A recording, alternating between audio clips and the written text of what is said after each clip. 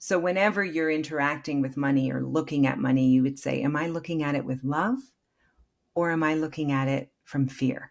With fear. Mm. If it's fear, like I don't have enough, I don't have, then there is work to be done, basically, Mm-hmm. right? When there is love, there's this expansion. You could even be tracking your Excel sheet with love. You could even be, overworking at work with love. And I think that when you are functioning from the contraction of not enough, as you asked, it's a lie. It's Yes. absolutely a lie. And you are lying to yourself.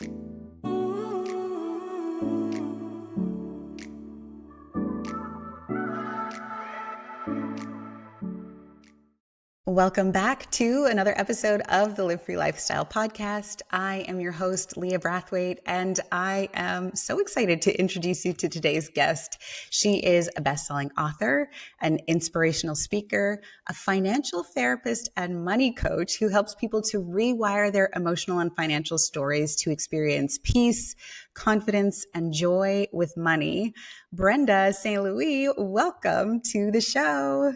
Hello, Leah. It's so great to be here. It's amazing to be in this room with you. I am so excited for this conversation about Me money too. because I can imagine that everybody listening is going to have their ears perked up because this touches everyone.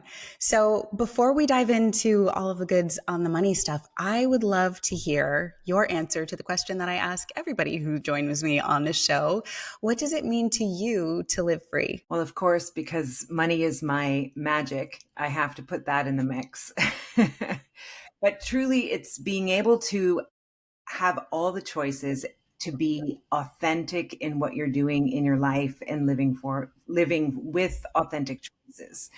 And I think living free is not just about the amount of money that you have in the bank, but that the way you use money is how you live authentically with your heart, the impact, the transformation that you make. And I know a lot of times we talk about like, oh, financial freedom, like that's what freedom would be. Like if I was just financially free. And a lot of people don't really know what that is. Like you can be financially independent, which is like, you only live on 4% of your investments, but financial freedom is an inside job. Money is an Yeah. inside job. And when you're free of any of the contraction that money creates in your universe, and you can actually express yourself fully without any resistance in your nervous system, I think that's what free is. 100%. I love that so much. It's not necessarily the amount of money you have because I have worked with some very wealthy clients who still don't feel like they have enough and they have everything covered. And then there's some other people who can manage with less, but feel that feeling of freedom that you were talking about. So I love this conversation simply because like I said, money kind of touches everything. It's in the decisions that we make. It's in how we express ourselves. There's so much taboo around it. I mean, less and less these days, but growing up, I know for myself, we don't talk about money. We don't talk about how much we make. We don't talk about how much other people make. And in the religious context that I grew up in, it was also like wealth and money and prosperity were things that kind of had a bad rap associated with them. So the work that you do, I know that you blend like intuition and psychology and financial literacy into all aspects of money. My curiosity for you is what do you see as the biggest challenge when people come to you for support or for help? Like, what are they mostly coming to you for? Well, they may not know this, but it's never a money issue. It's often a nervous system issue. Mm-hmm. Or money is not the problem, it's memory that's the problem. The things that we relate with money and how Yeah. we interact with it. So oftentimes people will come to me saying, well, I have no retirement. I'm 50 years old and I've been really bad with money, or I got this inheritance and I'm afraid that I'm going to blow it. I don't know what to do with it. It terrifies me. Or people that are just so overspending and Mm-hmm. they keep budgeting, they keep trying to track it, but they fall off the horse each time. So it's patterns, it's behaviors, it's not understanding money. And I think when I work with women primarily, it's like what we do with money makes it doesn't always make logical sense, but it makes Mhm. total emotional sense, Mm. right? And oftentimes we live in this kind of masculine male world with regards to money where it's supposed to be very emotionless. There's the right way, the wrong way, and women Mhm. don't work like that with money. So having a new type of relationship with money, I like to say the biggest growth that happens in our journey with money is the level of intimacy what we have with money. And a lot of us don't Mm. have intimacy with money. It's like, I don't want to look at my bank account because I'm afraid of the numbers in there, or I don't understand how to make it work for me, or there's kind of like you're either obsessively checking or not wanting to look at it at all, I find. So it sounds like you're saying that money is kind of a symptom. Like it's the effect. It's not the cause. Like it's a symptom of the relationship that we have with it, but with something deeper. Like you said, it's our memories. It's like our history more so than just a number in our bank account. So for somebody who has like some trepidation when it comes to their finances, what would you say is like a way for them to start recreating a new relationship with money? Well, it's just like anything. Like so often, especially in this industry of personal development and exploration, people will like go into their sexuality or they'll go into their body exploration or understanding their trauma, all of Mm-hmm. that. It's not just one thing to do, Mm-hmm. and the way in is your unique way in. So when I'm working with someone, we first start with a lot of the belief systems that we hold around Yes. money, and there's generally about 5 toxic money beliefs that we have. And those can show up in a lot of different ways. And oftentimes people go, well, I don't know if I have any of those. And then they share their story. I'm like, no, that's that one. So it's like, and then when you can understand how that belief system has kind of led you through making choices, picking partners, picking jobs, maybe even how you've inherited it from your family. A lot of the Mm-hmm. work that I like to do is this intergenerational work with people. So my journey with money and its exploration is multifaceted, but the one thing that cracked the code in a really deep way for me is when I did my 7 generations behind me and I explored some of the inherited money beliefs and that locked me down that I couldn't even see. I thought they were right. I thought that's the way everyone is. And when I started to unpack them and clean them up and rewire them, because my whole system is really about rewiring our points of view around money, our nervous system, and our actions and our behaviors. So doing that from the past Mm-hmm. so that when you're in the present, you can be different. And then Yes. if you have kids or you're creating a legacy, that you're not bringing the past forward. So it's very much like I always say that money touches everything all over the planet. It's the one consensus reality that everyone agrees on Mm-hmm. what money is, Mm-hmm. right? And Yeah. we don't have the same belief about it, but it's valuable. Even when we choose to not value it, we are still valuing it, Yeah. We're right? putting like the avoidance of it is making it a real thing that that really has a big value on it. Okay, I have so many questions, so many things that I want to talk to you about.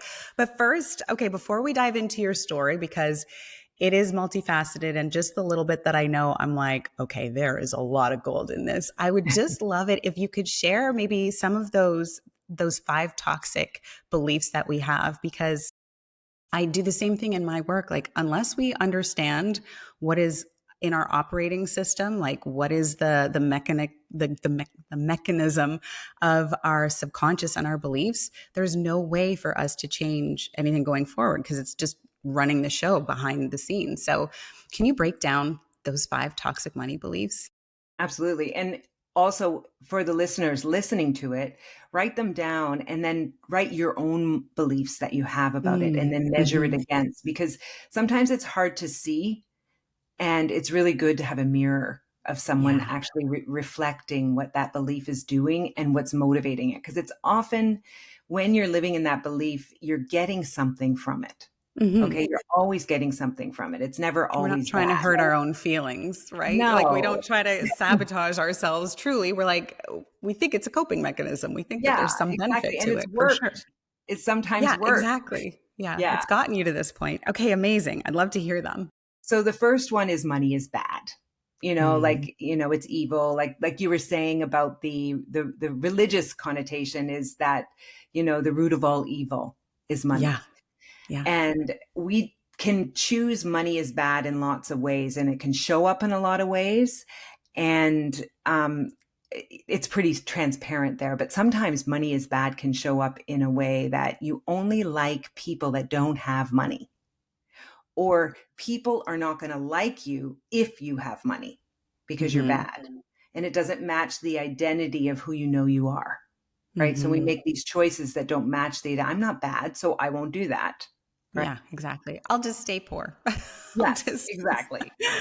yeah. And the next one is I have to work hard for my money. So it's more like I Yes. have to create a sacrifice in my life in order to have money. And that could work like that hustle, like you're always hustling and you're always working hard. You don't deserve it unless you work hard for it. I see this one a lot in my clients and in myself too. This belief of like, my value is tied to how much I do. Let me do more, more, more. Yeah. I know. And I grew up in a family of it. Everything has to be fair, right? Oh, So you yeah. couldn't get an Yeah. inheritance. You couldn't win the lottery. Like there was something wrong if someone gave you easy money, right? Mm-hmm. Oh, so interesting. Mm-hmm.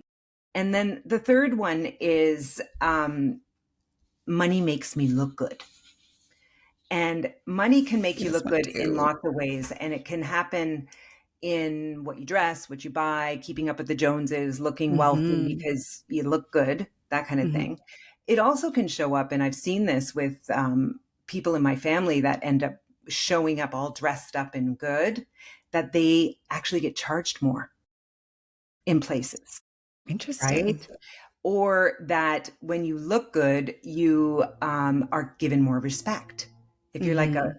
ripped up clothes and dirty Mm-hmm. hair, you're not respected, right? So Yeah.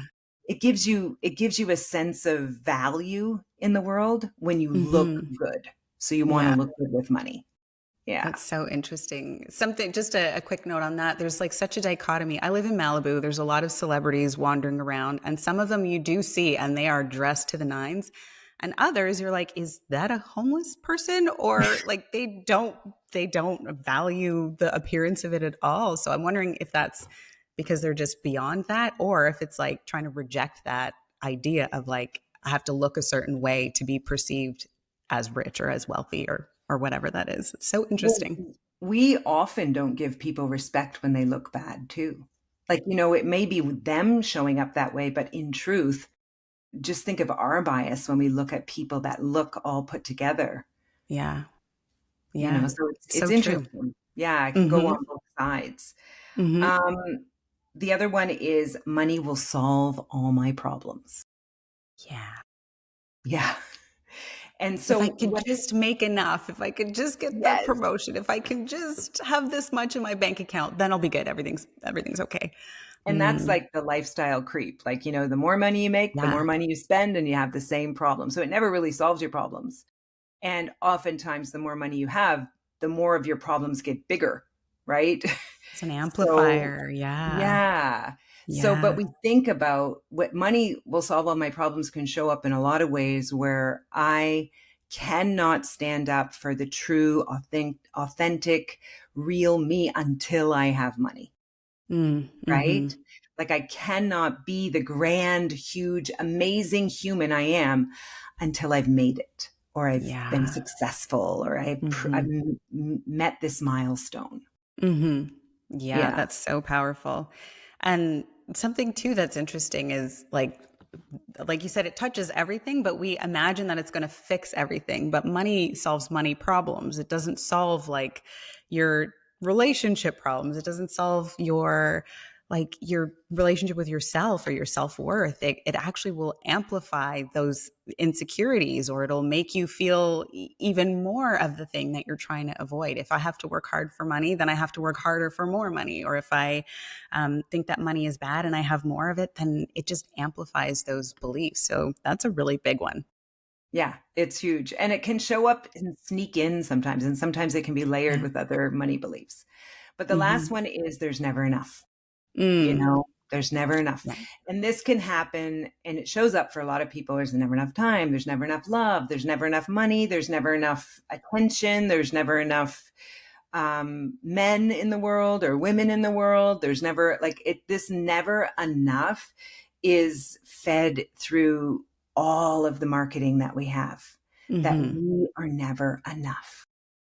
And when we Yeah. treat money as never enough, we can't cultivate the feeling of satiation of what enough Hmm. is, Hmm. right? And a lot of those never enough beliefs, we have to retrain it by having a somatic experience of enough on a regular basis, because Hmm. I think we don't notice when it's enough. Yeah. There's this And constant more, more, more. Like everything is about more. I think part of it is like there's a knowing in our core that is like we're designed for the greatest, grandest expression possible. The highest potential is meant to be realized. But then when the ego gets hold of that idea, then it's like, I need all the things. There's never enough. yeah. But truly, yeah, there's a nuance there that is important to recognize, because our desire for more allows us to continue to grow. But if it's unchecked, then it becomes this detrimental drive that is constantly pushing us in a direction that is being operated by lack and limitation and fear and insufficiency, essentially. And I love that So you good. say that, we have this desire for growth and expansion and Yeah. expression, and which has been misidentified as it not being enough, Mm-hmm. right? When it's Mm-hmm. not. Yeah. Essentially, as humans, in order for us to feel satisfied, we have to be making progress and growth, Mm-hmm. right? So it's the feeling of enough that happens when we grow, but we miss it. We Mm-hmm. jump Yeah, over it, and we don't have exactly. the, "Oh, let's celebrate. Look what I just did." Right? Yeah. Yeah. There's like not an acknowledgement of being in the present moment. And if you can't be rooted in the present with that desire for more, then you're kind of just like in this anxious future tripping state. Like we were talking about, when I have this amount in my bank account, or when I've worked hard enough, or the when I have, trying to continuously prove something. So these toxic money traits, thank you so much for breaking those down. I made notes. I'm going to go and assess my my beliefs based on that. But you had talked about the process of going back generations to kind of clear these things. So I'm curious, what does that look like? And I know that's probably a process that you take your clients through, and it's far more in depth than we can get into on an hour-long podcast. But I'm curious what it would look like for somebody to start identifying those 7 generational patterns back. Well, it is interesting because I do this 4-week course where we work with the 15. So we only do like 3 or 4 generations behind. But 7 generations is 126 beings. And then you are Wow. 127. So that's a lot of Yeah. humans, right? Yeah. And so it's a very, very heavy lift. And I don't recommend it to too many people. I did it. I almost went crazy doing it alone. When I got to the generation 6 and 7, I had to get reinforcements. I had hypnotherapy, had therapy, and other healers holding the space for Hmm. me to clean up those energies. It doesn't have to be that hard. I just wanted each story to come through so I can feel the intelligence of my ancestors and what they Hmm. knew, because I wanted to Hmm. know what they knew, right? Wow. As a part of me creating a different ripple, because my desire on the planet is to transform how we all relate with money so that it's no longer an energy of separation, but it's an energy of Hmm. connection. Mm. And that is a heavy lift, first of all, Hmm. because it's got a momentum. Money's got a momentum, but I do feel like it's a powerful conduit that I can tap into. So in my story of doing the 7 generations, it was very channeled. It was going into each ancestor, getting their story, and really interacting and healing and bringing light to them. And then Mm-hmm. they bringing light to me. And each generation helped me heal the next. So I have this powerhouse of 7. My 7 is what I call them, and they help me do things. However, when I'm working with a client, we'll go to great grandmother, grandfather. I think that is like a very beautiful space to heal. We may not know their story. We might not even know their name. We don't know anything about them. It doesn't matter, because that energetic frequency still lives within us. And they Mm-hmm. talk about, like, we, as your great great grandmother's egg is in you, right? Like, so Mm-hmm. all the eggs that went down, as women, we hold that in our physical body, right? So, I mean, that's a bigger story to unpack. However, the work we do with it is sitting with them, being present, offering light, offering healing. I do a lot of hypnotherapy and meditation, and opening those channels so that the information can come in, so you know what you're living with. Like, Mm-hmm. I came from a family of farmers. I am 13 generations here in Canada. So my family on both sides came to Canada in 1500s and 1600s. So I'm more Canadian than anyone. Yeah. So I have, like, this farmer, hard work, homesteader, really driven kind of hard work lineage that I live with. I can feel it in my body, and I know when it's happening. So it's not necessarily that I'm going to get rid of that, but I can allow it to not lead, and I Mm-hmm. can use it to support me as well. Mm-hmm. Yeah, that awareness is what really is power. Because once you know something, then you're like, I know it, I see it. And now I get to choose. It's not like running the show. I'm like, I'm going to let you step in because that hard work is important, especially when you're creating a big movement and a mission in the world. You need to be able to like have the resilience and the drive to see that accomplished. But when it's out of control, that's when we start to like kind of go off the rails and we drive ourselves right off of a cliff. I love how you said like this is the deep, deep work of maybe 7 generations is not for everybody, but I do appreciate that those who are doing this type of work are embodied in it. So I love that you went to the depths of those 7 generations, that you went and did the deep work, because I truly think, especially in this day and age where anybody can put their hand up and say, I'm a money coach, or I'm a healer, or I'm a life coach. And just because you can talk on the internet without having that embodiment, I think it is so powerful that you've walked the depth of that. And that's what I love about the guests that I have on this show, that we are really committed to doing the work to be able to clear the path forward for others. And so I would love to hear a little bit about your story. Like, how did all of this come to fruition? You don't just go into deep generational work around money for nothing. I'm sure there was probably some, I call them oh shit moments, where you're in perhaps a part of life where you're like, oh shit, I am out of alignment here, or there's another path opening up. And I know there's probably many of them. We just chatted for a few minutes and you told me like 17 different things that you had done already in your life. And I was like, wow, okay, there's a lot here. But I'm curious, like, if you can speak to what inspired this journey for you, or what was there a moment in particular that was like that set this off for you? Absolutely. And before I even go into it, I need to say that it's still happening. Yeah, I'm still in yeah, I think it. that's what it is. Like that's the Yeah. life of an embodied teacher. Like you don't just learn it and teach it. It's like you Yeah. live it I continuously. don't teach what I'm doing right now. I usually teach what I've already come out on the other side of. Yes. Yeah, However, I exactly. think that the work with money in particular, it doesn't end. It really never Mhm. ends. Mhm. But when I was, I mean, as I told you, I've done lots of different things. I lived in Korea. I was a voice actor. I was a massage therapist. I was a somatic therapist. I've done lots of therapy and coaching and facilitation. And in 2009, I came back to Vancouver, and I had my heart broken and I just wanted to feel happy again. And before, when I was in grade 8, you know, when you fill out those things that tell you your career and they Yeah. put it in the machine and Scantron. they tell you what it's like the whatever the pencil, that blue, the number, Yeah. whatever pencil. Yeah. Yeah. Number The two. three for me were priest, clown, and marine biologist. Wow. And That's I a was the clown of the trifecta. class.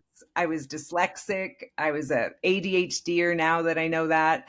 I was the behavioral like problem in the class. But my favorite subject was religion. And every time the teacher would come to my house and she'd say, I love asking Brenda questions about God. And so it was, I have always had a deep relationship with spirit. From very Hmm. young, I could see things and all of that. So I was like, yeah, I'll be a priest. And then the teacher said, well, you can't. We're in a Catholic school. You're a woman and or you're a girl. And I was like, well, then I'll be a clown. And she's like, no, how about we be a marine biologist? And I'm like, no, I want to be a clown.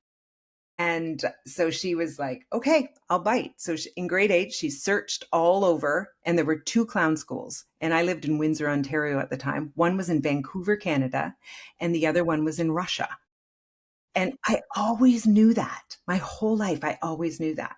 So anyway, my whole life, I come back here from Korea, and I had a broken heart, and I knew there was a clown school here. So I had saved enough money in Korea to write my novel. And I came here and I was dancing at this dance studio. And then I just took the intensive, it was called Baby Clown at the time. And I took Baby Clown, which was really intense. And it's like very shamanic. You wear these masks, you wear 8 of them, you spin them into one clown. But there's a real shamanic process of deepening the character. And it's called Pachenko. I And never would have thought of that, like associating shamanism and clowns, but keep going. This is incredible. and I knew that I wanted to go to clown school. And I should say that my dance teacher in Korea took us to this performance, and it was called Slava's Snow Show. And there were like maybe 5,000 people in a theater, and this clown like looks out of the curtain, and we all notice, and he shuffles his way and he's doing all these body behaviors and stuff like that, no words, gets onto the middle of the stage, and he changes his head like this, and everyone laughs because he was telling a story with his body. And I'm like, Yeah. I want to know how to do that. I want to know how to capture people that way. Mm. It was like I was so clear that I need to be a clown. So when I came back here, I went to clown school, and lo and behold, the very first time we made our first mask, he had a eye mask on me, and he whispered something in my ear, and I totally disappeared, and I just started crying and crying and crying as I'm making this mask. And I got this language just download into my head saying, you are here to transform the consciousness of money into a conduit for love and connection. And Okay. all 8 masks, same thing, same thing, same thing. And I was like, what? I know nothing about money. Like, what is this? Like, but I knew it was true. And it's never changed, Calling. not It's a even since, calling.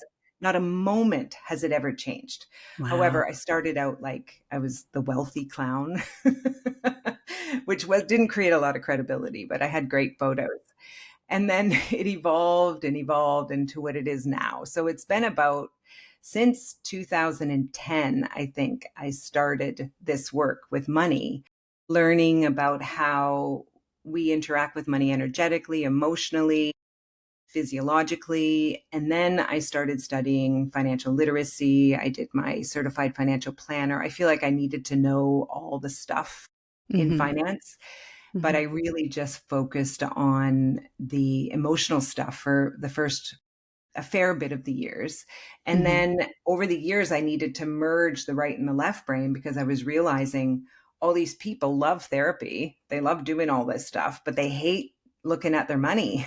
And I'm like, Yeah. so it's like, let's create a teaching that allows you to do both in a regulated, really balanced way. So that's where my programs Rewire Your Wealth came from, was that Hmm. realizing that we have this 3D relationship in this world, and that's very much money. And then we Hmm. have a body relationship in the world, which is 3D, and it has nothing to do with money. So the two needed to Hmm. come together. I think that is so powerful because this is something that I often teach in my programs as well. There's like money is the frequency and the currency of earth, like our earthbound experience, but we are not just human, we are also spiritual beings. And that idea of love and expansion and all of that, that's part of it as well. So oftentimes people say things like love and money are very much like correlated with each other because they're both needed for our survival. Like a new baby doesn't need $100 in its bank account. It needs its mother. It needs love. Otherwise, it will perish. So, true survival at the core isn't money. It's like connection. It's the emotional. It's the intangible things that are necessary for our growth and our experience. But then when we're humaning and we need to like shelter, food, clothing, that's where we require money, and we've kind of assumed all of the power and responsibility onto money for our survival, forgetting sometimes that the emotional stuff is equally if not more important, because that, from an energy of openness and expansion emotionally and spiritually, you can create so much more on the physical plane. But all of our focus is like down to like the pennies in our bank account or making more or having enough or all of that stuff. So I love the perspective that you have, that it's really blending these two things together. Like it can't just be about the numbers in your bank account. And it also can't just be about feeling happy and nice and like la la kind of thing. Like we need both of those things. So do you find that your clients tend to be more in one camp or the other, of like they're either really spiritual and they're not really interested in the money side of things, or they're really like heady and like focused on humaning and they Excel, don't think about it? Excel sheet focused. Yeah, exactly. Exactly. The type A that are just like gunning. Yeah. Oh, I have to do this and this and this. Yeah. Well, it's interesting because there's never any one or the other. Because honestly, you'll get people that will track their Excel, they'll put everything in, they're really tight with their Hmm. money, right? And they also are doing therapy. Like they're Hmm. also doing spiritual stuff and everything too, right? And relationship stuff. And oftentimes the bridge is the three pillars of a healthy relationship with money are joy, peace, and confidence. And you cannot have a healthy relationship with money if you don't have all three of those. So oftentimes you can be in this incredibly expanded, manifest the universe, I trust in the universe, I'm totally taken care of, but you have zero financial literacy and you're not Hmm. actually listening to what money is saying to you. So you're not Yeah. respecting it, you're not intimate with it, you're not understanding it, but you might have a lot, right? Hmm. Or someone that's really under earning but scrimping and saving every penny and feeling that really contracted place, and they have that trauma of maybe never enough or I'm not worthy or whatever, but they're counting everything. They understand how the system works on some level, but they're not expanded in that manifesting place. So Yeah. honestly, everyone can come at it with multitude of layers to it. It's never just one side or the other. It's almost like Hmm. we swing back and forth Yeah. in It's lots of like them. this constant pendulum back and forth. Yeah. I love what you just said there, something about what money is saying to them. Do you think that there's like a universal message that money is trying to communicate to us? Or do you think it's more like an individual thing? Like for this person, it'll be like loosen up. For this person, it'll be like tighten up. Or is it like an overarching expression that money is like trying to have us recognize and realize? Or does it depend on the person? I think money is a relationship. So We touch money about 32 times a day. We have interactions with money more than we do anyone else in our life. And the way we relate with money is often how we relate with everything else in our life. So I often ask the question to someone, so if money was your lover, how are you treating it right now? Mm. Right? So if you're avoiding it and you don't want to look at it, what would it say to you? Just say, can you pay attention to me? I'm here to help you.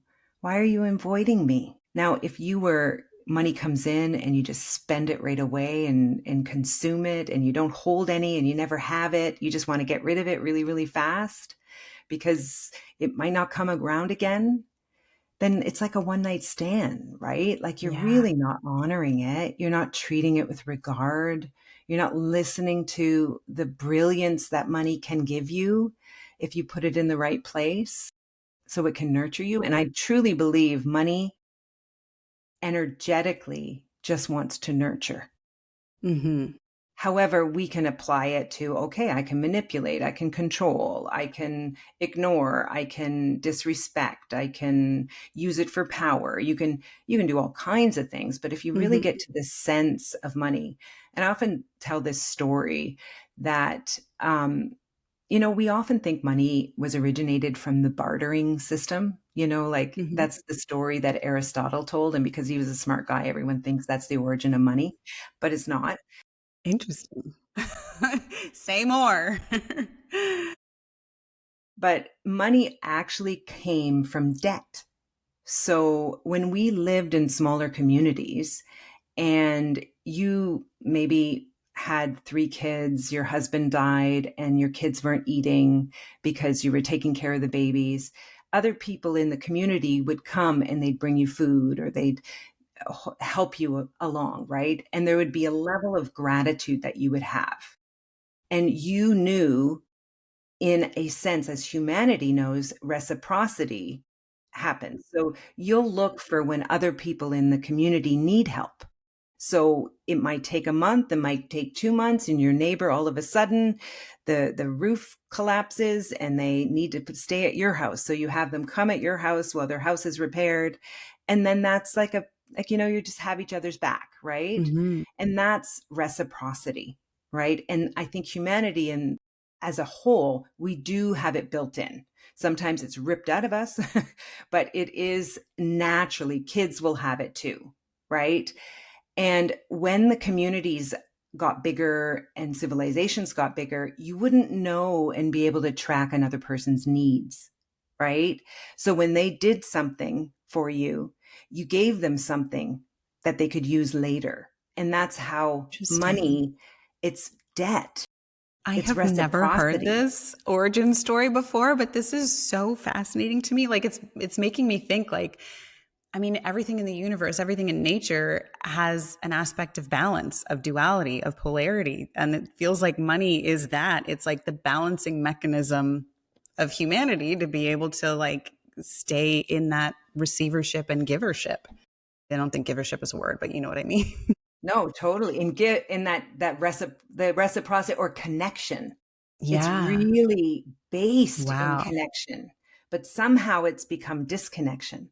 Yeah, So it's mine and it's not yours and it's like I own hoarding it. and Yeah. yeah, yeah. Whoa, this is so fascinating. So, I also love what you said too about money being like just having an inherent nature of nurturing built into it. It's like a tool that is meant to be supportive. It's not meant to be something that is like shuffled away and hidden or ignored or like just abused. Like this is changing this is changing definitions, I think, for a lot of people who are listening to this who never really saw it that way and who are just like, it's the paycheck I get from my employer. It's the thing I receive when I do my job or whatever. It really is like there's so much more to it. So fascinating. And it's interesting because so many people talk about money doesn't mean anything. It's what we put on it. But actually, if you look to the origins of money and where they came, there's a lot of energy and meaning attached to it.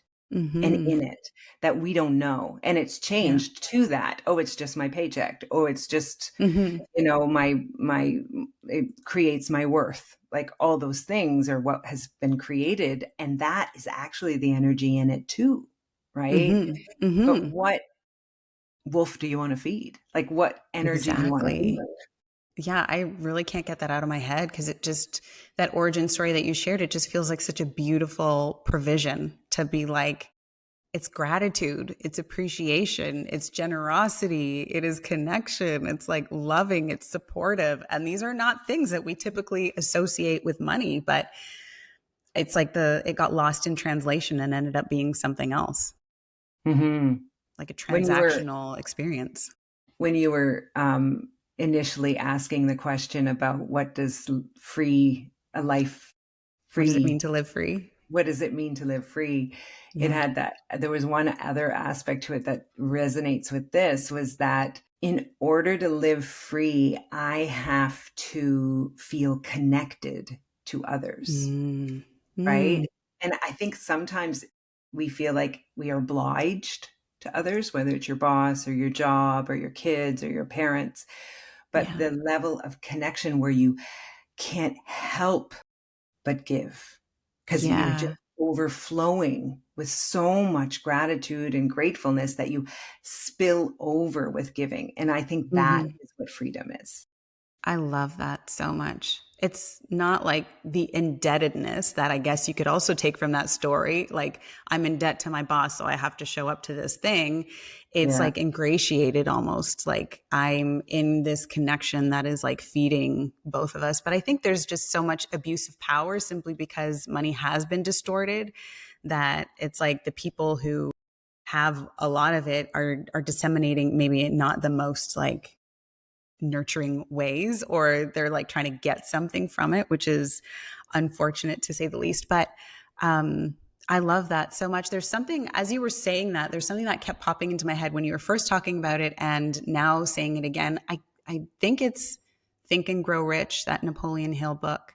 And at the very beginning, he's like, it is your duty to be rich, because how can you live in your fullest potential if you are always limited by money? And I was like, you are so right. It is our duty to have the wealth that we require to, so that we can know, like, wait, what do I like? Do I love cashmere sheets, or is like bamboo fine?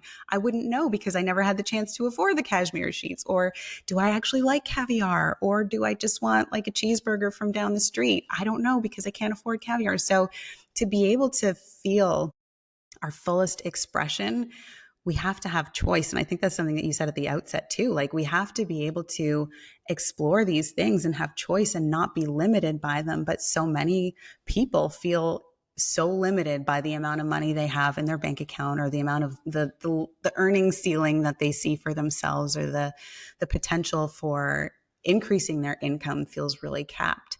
So for somebody who feels like they're in this place of that not enough, or it comes and it goes like way too fast, what would you suggest for somebody in that space? Like, where would they start? Is it more on the, and this again might be individual, is it more on the action, like the spreadsheet tracking, or is it more on like cultivating an emotional frequency within themselves that will allow for a different type of flow or relationship?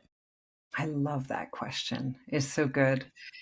Um, I often we know that there's basically two ways that we can expand or contract, through Mm-hmm. love or from Mm-hmm. fear.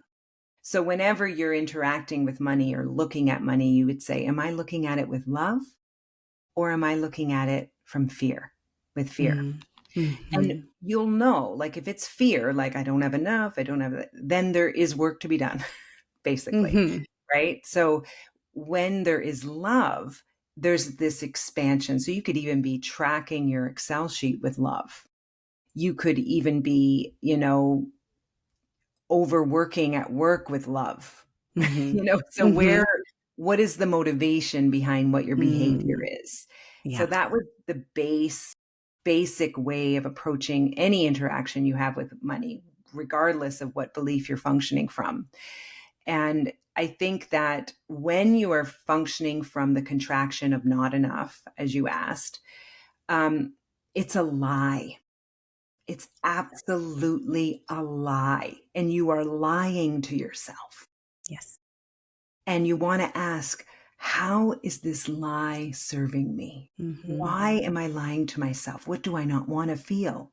What do I not want to see? Mm-hmm. And because you could give $1 million to a person that cannot receive it, and they'll be back to square one in Yeah, 5 we years. see that with the lottery winners who are like, Yeah, and I'm broker than I was to begin with. exactly. Yeah. So do you want to do the work now or after you've blown the inheritance and the lottery Mm-hmm. win, right? Yeah. So let's create, I often say for people that function from that not enough place, they're like a bird. Like there's a bird feeder, which is really, really shallow, right? They'll come in, they eat, they go off. They don't have to store anything. They don't have to do anything. And lots of people in the metaphysical, positive psychology world are those birds. They just go around, Mm-hmm. to piece to piece, La la all of la. this stuff, la la la la la. Yeah. But they don't really have a nest. They don't have a home. They don't have like what other energies would want. So are you really a bird or are you Mm. functioning like a bird? Mm-hmm. Right. And so a lot of the times when people hire me, we start to create a chalice of receiving so that they really can deepen the feeling of having. Mm-hmm. And a lot of people don't know how to have. Like if you get $10,000, you've already spent it before it's in your bank account, right? And what does it feel like to have? So we'll often like work with someone's investment accounts and it'll get to, I don't know how many times this happened. I don't know why 80,000 is the thing. It gets to 80,000 and they either blow it, cash it out and do something with it stupid and not talk to us about Mm-hmm. it. Or they go, money. And this feeling of like, oh, it's like softens It's like their a nervous settling in your system. nervous system. Yeah. Yeah. Wow. That is so powerful. I love everything that you said. I think our work is so similar, just like a bit of a different focus. I say this all the time to my clients. There are always two stories that are operating at the exact same time. Like I said, we live on a planet of polarity. There's hot and cold, there's light and dark, there's love and fear. What are you focusing on? Like, where is your energy being funneled? And I love that question to ask yourself. Like, when I'm looking at my bank account, it doesn't really matter the number, it matters my relationship to the number. And from that place, whether I'm centered, grounded, and anchored or losing my shit about it, I will create from that place. So it's so powerful. I love that so much. Wow. So many like aha moments and so many light bulbs that are kind of going off there. I love that. So, okay, we're going to start wrapping this up. But my next question for you is if somebody wants to completely change their income, and they're in a job that kind of limits them. They're like, I make this amount per year. There's kind of like a glass ceiling. What would you say to somebody like that who wants to maybe create in a different way or experience wealth in a different way, but it feels like there's a cap on what they're able to accomplish? Because of the job or because of their belief? Ooh. Well, they probably believe that the only way that they can get money is their job. So this is answering the question already, but yeah. Yeah, what But I would you say to mean, them? also like people will think, well, I went to university, I got this degree, I'm Mhm. qualified to do this. I'm not an entrepreneur, I'm an employee mindset, and this is the max in my profession, right? Mhm. You'll get people just saying that, Mhm. right? Yeah. And they will say, well, I need to make more. And then I often say, who do you need to be in order to make more? Right? So if they want to stay in the employee mindset, if they want to stay in that same profession, if they want to stay in their lane that they are most expert in and not get uncomfortable into Mhm. another lane, then maybe there is a limit to what they can make, right? Is that okay? And can we leverage that? Right? I'm not here to make everyone an entrepreneur, to make everyone a multimillionaire, because not everyone wants that. Mhm. And that would be a projection, because I think in this self-development world, a lot of times people are like, oh, if I just had like this and I made multiple millions, I'd be like I had a successful. seven-figure business or Yeah, like there's always like, let's have a seven-finger launch or whatever. And I'm yeah. like, no, like who do you want to be in Yeah. it? You know? Mhm. So when I'm working with a client, we create a map of their dreams, right? And a Mhm. lot of times their Mhm. dreams are not multi-million dollar dreams, right? So Mhm. they just need to have that sense of enjoyment and joy and peace and confidence with it. But if they do want to break that glass ceiling and they do want to move to the next level, then I do some business coaching and stuff like that as well. But like there's a place of the identity. You have to know who you are. Okay. Mhm. You got to know Yes. who you are, not who you want to Yes. be Or who yet. you think you should be. Yeah. Yeah. You need to know who you are, what's your operating system, where's your default, what is making this work for you right now. And then we step into, okay, the identity that you're going to have to step into is going to be this. Mhm. Right? So we Yeah. activate that field. We activate that field, that identity, that money savvy, that connection, and that's what you embody when you go into the next version. And it's uncomfortable, it's scary, and Mhm. we have to rewire uncomfortable and scary to be exciting and exhilarating, right? So, Exactly. yeah. Exactly. I love this so much. I say the same thing too. Like you can, if you're comfortable in your comfort zone, then you can stay there. But chances are you probably aren't. And that's why you're wanting more. So that more, you got to step on the other side of that. But the other thing too, I say this all the time too, that like your desires are divine direction, but they have to be your desires, not the everybody else is wanting these $1 million things. And if you want that, that's fine too. Like I love nice things. I am not, there's no judgment on that, but there's no judgment on that. I think that's the important part. Like what you desire is your divine direction. You might not need to drive a Lamborghini. You might be happy with like whatever, like any other car. So, can you let yourself want what you want? And I think that is a really important thing to come back to of like validating your feelings. So, in the methodology that I teach, like the first thing is intention is key. Like, where do you want to go? Like, what's the point of all of this?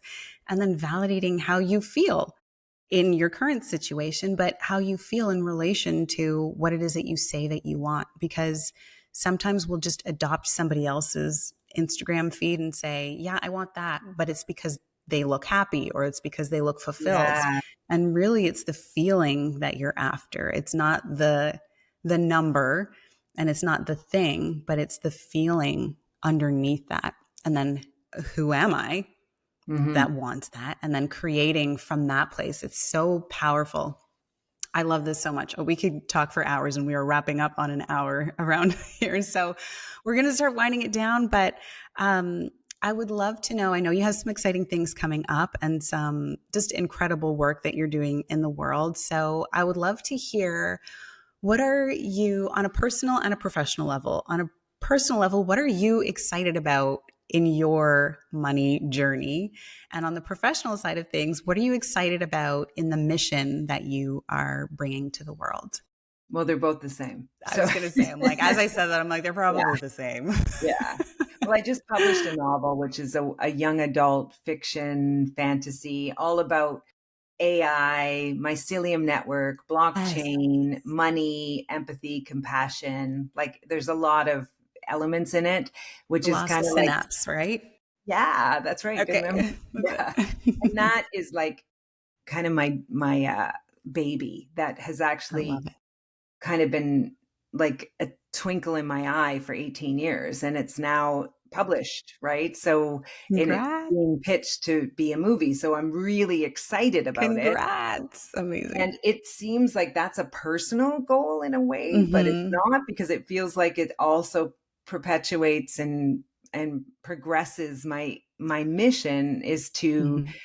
ideally transform a million women and allow Mm. them to feel empowered with money. So I teach a lot of the practical financial literacy, investment, as well as the somatic and the deeper work at the same time. They have to do both. And that is exciting to me. And it requires a lot more women to buy in, to like say, Mm-hmm. I want this too, because it's not a one and done kind of thing. Mm-hmm. It's a lifetime journey. But Mm-hmm. so that's my personal slash business mission. But right now, I am launching this 4 week immersive in 2 weeks, actually, on November 15th. And I launch it 3 times a year. And it's $97 to be a part of it. It's 4 weeks. It's live with me and all the other people in it. And we do hypnotherapy, deep breath Amazing. work, meditation, some really powerful intergenerational resets around your money story. And every time once you get it in the first time, you're in forever. And I would love in the next year to have like hundreds of thousands of people in the pods doing this all at the same time, transforming their generation so that it just becomes easier and easier and easier for more and more people. So that's the So mission powerful. I am in. Oh. And that just gets me Mm-hmm. so excited. I can feel your energy around that. And I love that. And there are more than a few women who listen to this show. So we're definitely going to link that for you in the show notes. But Brenda, it has been such an enlightening and enlivening conversation about money. I want to thank you so much for being on the show. Before I let you go, though, can you share with the audience where they can find you? Where is the best way to get in touch with you? Well, you can check me out at brendastlouis.com. And it's Brenda St. Louis on Instagram, Brenda St. Louis Money Coach on Facebook, Amazing. and Brenda St. Louis in YouTube. Easy, easy to find. We're going to link all of that in the show notes. Thank you, thank you, thank you so much for sharing your wisdom, your heart, your mission, your money savvy with all of us. And I want to Oh, it's thank such an everybody honor. listening. Oh my gosh, my absolute pleasure. Thank you, everyone who is listening or watching this on YouTube. If this episode resonated with you and you enjoyed it, please leave a comment and a review below letting us know your takeaways. Get in touch with Brenda. Her program is starting in a couple weeks. When is this podcast coming out? Next week. So you should have a bit of time. And like she said, it's launching 3 times a year. So you'll be able to catch the next one if this doesn't meet you at the right time. Thank you again, Brenda. My pleasure. It Thank you was so again. great talking with you. Amazing. And thank you again for listening. I will see you in the next episode. Bye.